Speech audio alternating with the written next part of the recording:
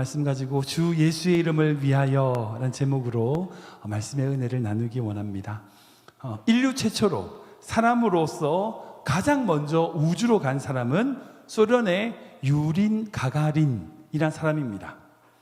그는 1960년대 미국과 소련이 서로 이제 우주 전쟁을 그때 한참 했었죠. 아폴로 계획 뭐 이런 걸로 해서 우주로 먼저 사람을 보내려고 막 그렇게 경쟁하던 때에 가장 먼저 인간으로서 우주에 올라간 사람입니다. 근데 그가 했던 말 중에 아주 유명한 말이 있습니다. 바로 뭐냐? 우주에는 하나님의 없다. 사실 이 가가린이 했던 말인지 정확하지는 않습니다. 그러나 당시 공산주의였던 그 소련의 주도로 이루어졌던 이 프로젝트가 성공한 이후에 하나님이 하신 것이 아닌 인간의 힘으로 이루어냈다는 것을 강조하는 말이기 때문에 유명해진 말입니다. 우주로 올라가서 지구를 몇 바퀴 돌아봤지만 하나님은 보이지 않더라는 거예요. 그렇게 이야기했습니다. 그런데 그 다음에 미국도 역시 우주로 사람을 올려보냈습니다. 바로 존 그랜과 7명의 우주 비행사였습니다. 근데 그들이 우주를 다녀온 이후에 했던 말이 이 가가린의 말과 정반대 말입니다. 뭐라고 그랬냐? 나는 우주에서 아름다운 광경을 목격했습니다. 우주로 나가서 지구를 보면 창조주 하나님의 영광을 볼 수 있습니다 라고 이야기했다는 거예요. 우주로 나가서 똑같은 동일한 지구를 보았고 똑같은 우주를 보았는데 어떤 사람은 하나님이 보이지 못했다 라고 이야기했고 어떤 사람은 그것을 보면서 하나님의 영광을 보았습니다 라고 이야기했습니다. 동일한 것을 보았는데 왜 다른 걸 보았을까요? 우주를 보고 나가서 다르게 보는 것과 같이 성경에서도요 똑같은 것, 동일한 것을 보고서도 다르게 평가하는 이야기가 있습니다. 바로 가나안 정탐꾼의 이야기입니다. 여러분들 다 아시는 내용일 거예요. 민수기 말씀을 보면 이스라엘 백성들이 가나안 땅에 들어가기 전에 먼저 그 땅을 정탐하기 위하여 각 지파별로 한 명씩 정탐꾼을 뽑아서 12명을 정탐꾼으로 보냈습니다. 40일 동안 그 땅을 모두 돌아보고 거기 있는 모든 것들을 다 살펴보고 난 다음에 그들이 돌아와서 어떻게 보고했죠? 10명의 정탐꾼들은 그 땅을 악평하면서 우리가 메뚜기 같다라는 거예요. 그 땅은 도저히 우리가 정복할 수 없는 땅이다. 우리가 메뚜기 같다라고 얘기해요. 이렇게 말씀합니다. 우리 민수기 말씀인데요. 같이 읽겠습니다. 시작. 이스라엘 자손 앞에서 그 정탐한 땅을 악평하이로되 우리가 두루 다니며 정탐한 땅은 그 거주민을 삼키는 땅이요 거기서 본 모든 백성은 신장이 장대한 자들이며 거기서 네피림 후손인 아낙 자손의 거인을 보았나니 우리는 스스로 보기에도 메뚜기 같으니 그들이 보기에도 그와 같았을 것이라. 이거 아멘하기가 그렇네요. 우리가 보기에 메뚜기 같다는 거예요. 메뚜기. 근데 그에 반해서 여호수아와 갈렙은 뭐라고 얘기했냐? 그 동일한 땅을 보고 전혀 다른 평가를 합니다. 우리 14장 말씀인데요. 같이 읽겠습니다. 시작. 이스라엘 자손의 온 회중에게 말하여 이르되 우리가 두루 다니며 정탐한 땅은 심히 아름다운 땅이라. 여호와께서 우리를 기뻐하시면 우리를 그 땅으로 인도하여 들이시고 그 땅을 우리에게 주시리라. 이는 과연 젖과 꿀이 흐르는 땅이니라. 아멘. 너무 귀한 말씀이에요. 이 뒤에 말씀을 보면 이 여호수아와 갈렙은 그 네피림, 그 강대한 족속들을 뭐라고 얘기하냐? 우리의 밥이다 라고 얘기해요. 그렇게 선언할 것을 보게 됩니다. 지금 그 정탐꾼 10명과 여호수아와 갈렙이 본 게 다른 겁니까? 아니요. 똑같은 걸 보고 왔습니다. 동일한 곳을 방문했고요, 동일한 사람들을 만났고요, 동일한 과일을 먹고 그것을 가지고 왔어요. 그런데 똑같은 것을 봤는데 전혀 다른 평가예요. 전혀 다르게 보는 거예요. 믿음은 해석입니다. 믿음은 그것을 어떻게 이해하는가, 해석하는가예요. 믿음은 삶의 해석입니다. 동일한 사건, 동일한 시간, 동일한 환난을 보내면서도요, 그 속에서 하나님의 은혜를 보는 사람이 있는가 하면 그 속에서 하나님의 저주를 만나는 사람이 있어요. 여러분, 그 속에서 하나님의 은혜를 보는 것이 믿음입니다. 이 사실을 반드시 기억하셔야 돼요. 우리가 읽었던 이 사도행전 말씀은요, 그 전에 우리 지난주에 사도 바울이 밀레도에서 에베소 장로들과 함께 정말 눈물의 작별을 한 장면을 우리가 살펴보았습니다. 그 에베소의 장로들이 사도 바울을 만류했지만 그 사도 바울이 그 에베소 장로들에게 내가 정말 나의 사명과 어떤 소명에 대한 그 마음을 전하면서 눈물로 호소하는 것을 보았어요. 뿐만 아니라 오늘 본문을 보면요, 그 사도행전 21장에는 그렇게 죽기를 각오하고 예루살렘으로 나아가려는 사도 바울을 그 에베소의 그 빌레도에서 만났던 에베소 장로처럼 말리는 사람들이 등장합니다. 우리 3절 4절 말씀인데 같이 읽겠습니다. 시작. 무릎으로 바라보고 이를 왼 수리아로 향하여서 두로에서 상륙하니 거기서 배의 짐을 풀려 함이러라. 제자들을 찾아 거기서 이래를 머물더니 그 제자들이 성령의 감동으로 바울더러 예루살렘에 들어가지 말라 하더라. 아멘.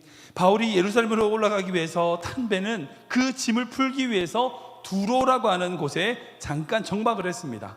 바울은 이 틈을 이용해서 그 두로 지역에 있는 그리스도인들을 만나게 되고 그들에게 복음을 전하면서 그들을 가르쳤어요. 근데 그 두로에 있는 제자들이 성령의 감동으로 뭐라고 얘기해요? 예루살렘에 가지 말라 권하고 있는 것을 볼 수 있습니다. 두로의 제자들이 바울에게 예루살렘으로 가지 말라라고 권면하는 것은요, 자신들의 근거는 자신들에게 있지 않았어요. 성령의 감동으로 그렇게 권하고 있습니다. 성령님께서 그 두로의 그리스도인들에게 바울이 예루살렘에서 받을 결박과 환난을 받을 것을 알려주셨기 때문에 그 두로의 그리스도인들이 몰랐으면 몰라도 알게 됐는데, 알게 된 이상 이 바울을 아끼는 마음에 가지 말라고 권면하고 있었어요. 뿐만 아니라 바울이 가이사랴 집에 도착해서 빌립 지사 집에 머물게 됐는데, 그때 찾아온 아가보라고 하는 선지자 예언을 듣고 그 빌립 지사의 예언하는 딸들 그리고 바울의 일행 모두가 바울을 예루살렘 못 가게 하고 있어요. 10절 말씀 볼까요? 같이 읽겠습니다. 시작. 우리가 그 말을 듣고 그리고 사람들과 더불어 바울에게 예루살렘으로 올라가지 말라 권하니. 아멘. 선지자 아가보가 바울의 허리띠를 가져다가 이 띠의 인자가 결박을 당하고 이방인들에게 많은 고통을 받을 것이라고 성령의 예언을 하게 됩니다. 그때 그 자리에 있던 많은 사람들이 바울로 하여금 예루살렘 가지 마세요 권면하게 돼요. 그때 그 바울이 했던 대답이 바로 13절이에요. 같이 읽겠습니다. 시작. 13절 말씀. 시작. 대답하되 여러분이 어찌하여 울어 내 마음을 상하게 하느냐. 나는 주 예수의 이름을 위하여 결박당할 뿐 아니라 예루살렘에 죽을 것도 각오하였노라 하니. 아멘. 이 바울의 대답은요, 지난주에 우리가 나눴던 사도행전 20장 24절 그 사도 바울이 가장 아름답게 고백했던 내가 달려갈 길과 주 예수께 받은 사명 곧 하나님의 은혜의 복음을 증거하는 일을 마치려 하면은 나의 생명을 조금도 귀한 것으로 여기지 아니하노라 라고 하는 그 고백과 같은 고백이에요. 너무나 귀한 고백을 그 사도 바울이 자신을 말리는 그 가이사랴에 있는 제자들에게 하는 것을 보게 돼요. 근데 사랑하는 성도 여러분, 좀 뭔가 이상하지 않으세요? 좀 이상하지 않으세요? 바울이 믿었던 성령님과 두로와 그 가이사랴 그 그리스도인들이 믿었던 성령님이 다른 성령님인가요? 아니죠. 같은 분이에요. 동일한 삼위일체 하나님이십니다. 근데 동일한 하나님 그 성령님의 예언을 받고 당사자인 바울과 두로와 그 가이사랴, 심지어는 그 앞에 있었던 밀레도에 만난 그 에베소의 장로들, 그 모든 사람들과의 반응이 어때요? 달라요. 판약이 다릅니다. 바울은요, 지금 자신이 가려고 하는 그 예루살렘의 길이 결박과 환난의 길인 것을 성령님이 예고해 주셨기 때문에 알고 있었어요. 근데 그것을 알므로 어떻게 해요? 도리어 오히려 주님을 위하여 자신의 생명을 드리겠다라고 다짐하며 자신의 생명을 던지겠다고 다짐하며 예루살렘을 가려고 해요. 근데 두로와 그 가이사랴의 그리스도인들은요, 동일한 성령님의 예언을 듣고 어떻게 해요? 마땅히 바울을 예루살렘 못 가게 해야 된다 막고 있어요. 그들은 똑같은 성령님의 예언을 듣고 그 말씀을 듣고 오히려 바울로 하여금 그렇게 성령의 인도하심을 따라가는 그 바울을 막는 모습을 보게 된다는 거예요. 왜 바울이 그렇게 예루살렘으로 가려는 것에 대하여 그 주신 그 성령님의 예언을 왜 이렇게 극단적으로 다른 모습으로 반응할까요? 왜 그럴까요? 이에 대한 이유가 두 가지 정도 저는 말씀 묵상하면서 생각이 들었어요. 첫 번째는 뭐냐면 그만큼 그 사람들이 바울을 사랑한 거죠. 아끼고 사랑했기 때문입니다. 이게 객관적으로 보지 않고 주관적으로 너무나 사랑하는 사람이니까, 사랑을 정말 아끼는 사람이니까 그 사람을 아끼는 마음에 그렇게 반응했을 수 있죠. 여러분 흔히 이제 그런 얘기 하잖아요. 바둑을 두는 것보다, 직접 두는 것보다 옆에서 훈수를 하면 이제 실력이 는다고. 그러니까 직접 두면 상급인데 옆에서 훈수를 하면 3단 이런 얘기하는 있잖아요. 그 이유가 뭘까요? 자기 거면, 자기 주관적인 입장이 들어가면 객관적으로 못 보니까 자꾸 이제 꼬이는 거예요. 잘못된 판단하는 겁니다. 그래서 자기가 애착하고 자기가 생각하는 그런 문제들에 대하여 주관적인 판단으로, 객관적으로 보지 못하고 주관적인 판단을 함으로 그르치는 경우를 우린 주변에서 종종 보게 돼요. 뻔히 나쁜 길인 줄 아는데도, 저 잘못한 줄도 아는데도 자기 자식이고 자기 문제고 그러다 보니까 그걸 해결하지 못하는 거예요.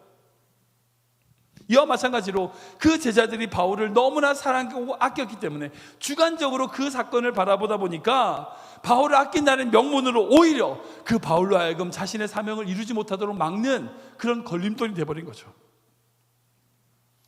그리고 또 하나 이유, 두 번째 이유는 뭐냐, 바로 처음 말씀드린 것처럼 해석의 문제입니다. 해석의 문제. 동일한 것을 보았는데 성령님께서 그 바울에게 보이셨던 그 환상과 예언, 그리고 가이사랴와 그 두로에서 그 그리스도인들에게 주셨던 그 하나님의 예언은 똑같은 예언임에도 불구하고 그것을 어떻게 해석하느냐에 차이 나는 거죠. 즉 바울은 그 고난을 받는다고 하는 그 예언을 보고 어떻게 해요? 내가 걸어가야 될 길이다 라고 다짐을 하면서 그렇게 결정하는 반면에 두로와 가이사랴는 하나님이 그것을 미리 알려주셔서 피하게 하시려고 하는구나 라고 해석한 거예요. 하나님께서 우리에게 주신 말씀과 관련하여 많은 성도들이 적용하는 길이 두 가지가 있습니다. 첫 번째는 뭐냐면 바로 주님의 뜻을 위하여, 말씀을 이루기 위하여 자신을 도구로 적용하는 길이에요. 그러니까 하나님의 영광과 하나님의 뜻을 이루기 위하여 내 생명, 나의 삶을 도구로 사용하는 거죠. 내 물질을 도구로 사용하는 거예요. 나의 시간을 도구로 사용하는 거예요. 근데 또 하나의 길이 있어요. 그게 뭐냐? 자신의 안위와 만족과 평안을 누리기 위해서 하나님의 말씀을 도구로 쓰는 사람들이 있어요. 그렇게 적용하는 길이 있습니다. 사랑하는 여러분, 지금 이 바울을 붙잡고 있는 그 그리스도인들, 두로와 가이사라의 그리스도인들이 하나님의 말씀을 모를까요? 아니요. 알아요. 그들이 예언을 받지 못합니까? 아니요. 예언을 받았어요. 어느 누구들보다 예수님의 말씀을 잘 알고 있는 제자들입니다. 성령의 조명 아래서 주님의 예언을 분명히 보는 자들이었어요. 뿐만 아니라 그들은요, 주님을 사랑하는 사람들이었어요. 교회를 배척하거나 그렇게 교회를 사랑하지 않고 그러는 유대인들이 아닙니다. 정말 목숨을 다하여 자기 생명을 다하여 초대교회 성도로서 교회를 사랑한다, 주님을 사랑한다고 고백하는 그런 성도들이었어요. 그런데 주님을 사랑하는 성도들이었지만 그 하나님의 말씀과 예언을 자신의 유익과 자신의 필요한 도구로 전락시켜버린 거예요. 그에 반하여 바울은요, 주님께서 주시는 그 말씀과 예언을 성취하기 위하여 자신의 삶을 도구로 드렸어요. 이 차이가 분명해요. 아시는 것처럼 교회 안에 늘 그렇게 말씀을 자신의 도구로 내어주는, 말씀을 위하여 자신의 삶을 도구로 내어주는 성숙한 그리스도인들과 교회 안에 여전히 말씀을 자신의 필요, 자신의 원하는 것, 자신의 필요한 것을 이용하기 위한 도구로 사용하는 미성숙한 그리스도인들이 함께 늘 공존합니다. 늘 공존해요.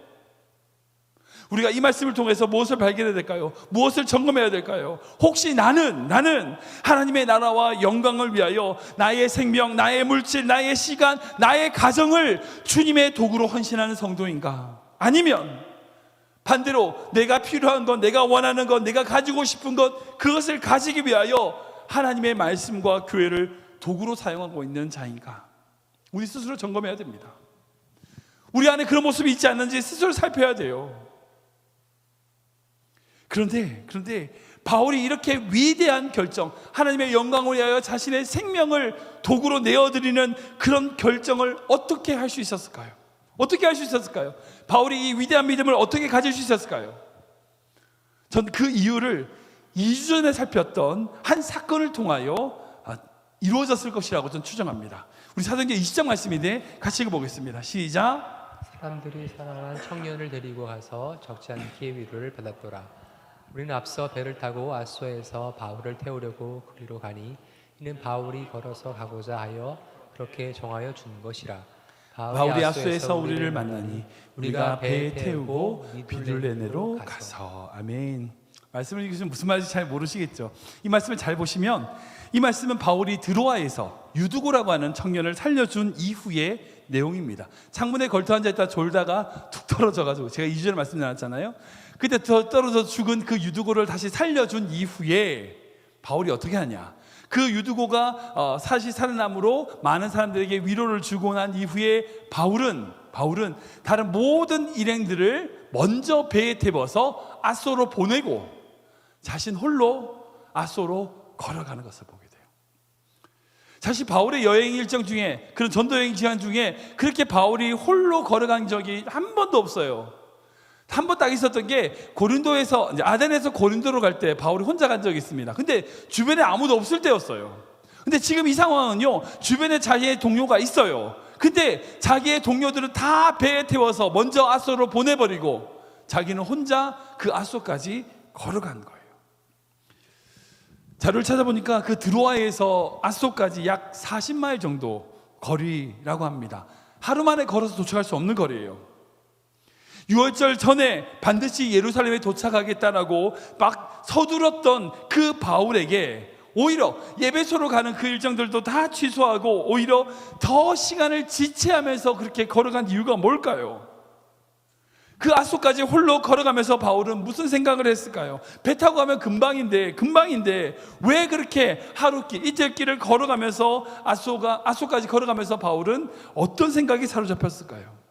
그러니까 말씀처럼 하루 만에 못 걸어가니까 분명히 어딘가에서 노숙을 했을 거예요. 밤을 보냈을 겁니다. 그렇게 이 바울은 홀로 밤을 지내며 바울은 어떤 기도를 드렸을까요? 바울이 그렇게 하나님과 가졌던 혼자만의 시간, 그 시간을 가진 이후에 바울이 밀레도에서 에베소 장로들에게 제가 아까 말씀 읽었던 나의 생명을 조금도 아끼지 않는다 라고 하는 결단을 나누는 것을 보게 돼요.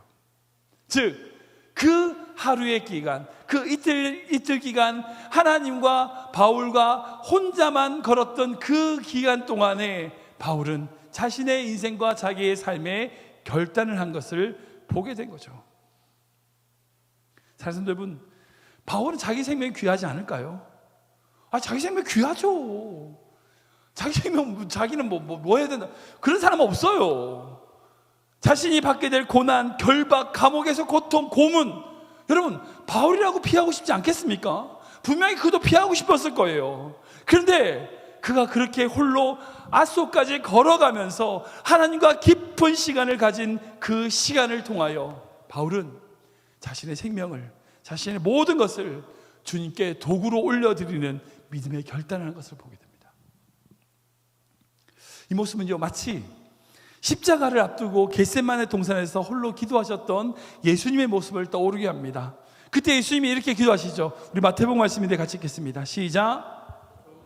얼굴을 땅에 대시고 엎드려 기도하여 이르시되 내 아버지여, 만일 할만하시거든 이 잔을 내게서 지나가게 없소서. 그러나 나의 원대로 마시옵고 아버지의 원대로 하옵소서 하시고. 아멘. 제자들과 함께 성만찬을 하신 이후에 예수님은 제자들과 떨어져 멀리 좀 나아가, 조금 나아가 하나님께 혼자만의 시간을 가졌습니다. 땀방울이 핏방울이 되도록 간절히 기도하셨습니다. 그 예수님의 진심은요, 솔직히 마시잖아요. 그 잔을 피하고 싶은 거예요. 피하고 싶은 거예요. 그러나 그 잔을 피하는 대신 뭐라고 기도하셨어요? 아버지의 뜻대로 이루어지기를 원하나이다. 예수께서 당하셔야 될 그 고난의 잔을 아셨지만 그것을 피한 것이 아니라 주님의 영광, 주님의 뜻을 위하여 자신의 생명을 도구로 올려드리신 거예요. 분명 예수님께서는요, 이 땅에 그리스도로 우리 죄를 위하여 죽기 위하여, 십자가에서 죽기 위하여 오셨습니다. 그렇다고 해서 자동인가요? 그게 자동이에요? 아니요. 예수님 감정이 없습니까? 아닙니다. 고통과 슬픔, 그 모든 아픔을 알지만 자신의 모든 것을 인간을 구원할 도구로 내어주는 그 예수님의 진짜 결단, 여러분, 그게 예수님의 진짜 사랑인 거예요. 그게 그 사랑에 숨겨져 있는 겁니다. 마찬가지로 사도 바울이 자신의 생명을 조금도 귀한 것을 여기지 않겠노라, 내 생명조차 아끼지 않겠다. 여러분, 그것이 그냥 나왔을까요? 그저 되는 겁니까? 아니에요. 절대 그렇지 않습니다. 바울 또한 그 고민과 눈물과 그런 쉬운 결단이 아니었음에도 불구하고 아소까지 홀로 걸어가는 그 하나님과의 절대적인 하나님과의 시간을 통하여 바울은 그런 결정을 할 수 있게 된 거예요. 결국 하나님은 이 바울의 결단을 통하여 로마를 변화시키시고 놀라운 구원의 역사를 이루신 것을 우리는 알고 있습니다. 사랑하는 성도 여러분, 지금 여러분들 어떤 신앙생활을 하고 계세요? 주님을 위하여 나의 삶을 도구로 올려드리시는 예수님, 그 바울과 같이 그렇게 나의 삶을 주님께 올려드리는 헌신된 신앙생활을 하고 계십니까? 아니면 여러분들의 필요, 여러분들의 만족, 여러분들이 있어야 될 것을 위해서 그 신앙을 도구로 사용하고 있는 그런 신앙생활입니까? 지금 한국교회와 이민교회의 안타까운 점은요, 주님의 나라와 영광을 위하여 자신의 삶, 자신의 생명을 도구로 내어드리는 그런 희생이 더 이상 보이지 않아요. 보이지 않아요. 오히려 성도들은요, 교회를 다니게 됨으로써 오히려 받게 되는 이득, 예수님 믿어서 평안하게 되고 자녀들 잘 되고 성공하고, 이런 것에만 초점 맞춰져 있어요. 주님을 위하여 드릴 것에 대한 관심이 없어요. 예수님을 믿기 때문에 받게 되는 유익들만 넘쳐나는 거예요. 교회에서 그것을 전달하고 그래요. 그것만 강조하는 교회가 약할 수밖에 없는 거예요. 점점 힘을 잃어갈 수밖에 없는 겁니다. 사실 제가 이 말씀 준비하면서 먼저 이 말씀을 저에게 적용했습니다. 정말 나는 주님의 말씀과 영광과 교회를 위하여 나를 도구로 내어드리는 그런 목사인가? 아니면 내 필요에 의해서 주님을, 그 주의 교회를 도구로 쓰고 있는 그런 목사인가? 제 스스로를 돌아보면서 부끄러웠습니다. 사랑하는 여러분, 바울처럼 나의 생명을 조금도 아끼지 않겠다고 하는 그 바울의 믿음의 고백처럼 여러분들의 삶을 주님께 올려드리길 축원합니다. 여러분, 그게 진짜 행복한 길이에요. 진짜. 그게 진짜 행복한 길이에요. 주님 때문에 내가 살고, 주님 때문에 내가 죽고, 주님 때문에 모든 것을 할 수 있다라고 하는 그 바울의 믿음의 고백이 바로 이 결단에서 나오게 되는 겁니다. 저는 우리 모든 성도님들이 바울과 같이 주님을 위하여, 교회를 위하여 말씀의 도구로 쓰임받는 귀한 성도 되시기를 주님으로 축원합니다. 말씀을 정리하겠습니다. 오늘 말씀은요, 바울이 붙잡았던 그 바울, 예루살렘 올라가는 그 바울을 붙잡았던 두로와 가이사라의 제자들의 모습을 통하여 우리의 신앙을 점검했습니다. 하나님이 보여주신 그 예언을 성숙하게 해석하는 바울의 믿음, 그리고 성숙하게 해석하지 못하는 그 제자들의 믿음을 비교해 보았습니다. 근데 제가 마무리하면서 단순하게 이것을 비교하는 것으로 한계가 있다는 생각이 들어요. 왜냐하면 생각해 보세요. 만약 하나님께서 그렇게 성숙되지 못하게 해석하는 제자들에게 그 예언을 안 보여주시면 되잖아요. 그렇죠? 바울에게는 보여주시지만 그렇게 성숙되게 해석하지 못하는 제자들에게 안 보여주셨으면 더 바울은 담대하게 사명을 나아갈 수 있었지 않았을까? 근데 왜 보여주셨을까요? 왜 보여주셨을까요? 제가 이 부분에 대하여 깊이 묵상하면서 주신 마음이 세 가지입니다. 이것 또한 하나님의 은혜라는 거예요. 은혜라는 거예요. 이유는 세 가지입니다. 첫 번째는 뭐냐? 그 길을 걸어가는 바울을 위한 하나님의 은혜. 또한 바울을 그렇게 떠나보낸 남아있는 초대교회 성도들을 위한, 그 제자들을 위한 하나님의 은혜. 그리고 마지막으로 이 말씀을 읽고 있는 이 땅의 모든 성도들을 위한 하나님의 은혜라는 거예요. 생각해 보세요. 왜 바울을 위한 은혜입니까? 만약 바울이 그런 결단과 결심으로 올라가는데 아무도 그 사실을 몰라. 자기는 정말 죽는 마음으로 심하게 고민하면서 눈물을 흘리면서 결단해서 올라가는데 다른 모든 환영하는 사람들이 또 봐요 뭐 이러고 헤어져. 여러분 그 마음이 어떨까요? 지금 이 나와 있는 이런 분위기가 아니었을 겁니다. 만약에 그들이 그런 예언을 받지 않았다면. 근데 오히려 생각해 보면 그 제자들이 그렇게 만류하는 것을 통해서 자신이 내린 하나님의 뜻이 정말 맞는구나 는 것을 확신할 수 있지 않았을까 생각이 들어요. 그렇게 만류하는 제자들의 모습을 보면서 내가 내린 결단이 얼마나 중요한지를 바울이 더 생각하게 되었을 거예요. 또 초대교회 성도들을 위한 하나님의 은혜입니다. 왜 그럴까요? 잘 생각해 보세요. 바울이 그 초대교회의 지도자로서 영향력이 큰 바울이 갑자기 예루살렘 올라가서 잡혀버렸어. 여러분 초대교회가 얼마나 혼란스러울까요? 그 바울의 영향이 얼마나 큰데 그 바울이 잡혔다는 이야기가 교회의 성도들에게 얼마나 부정적으로 흘러갔을까요? 근데 오히려 그 예언을 미리 알고 있었기 때문에 남아있는 성도들은 더 어떻게 해요? 더 열심히 모여서 바울을 위해서 기도하게 되는 거예요. 더 열심히 모여서 그 붙잡혀 있는 감옥에 있는 바울을 위하여 헌신하면서 기도할 수 있는 거예요. 아, 바울은 그것을 알고도 갔다.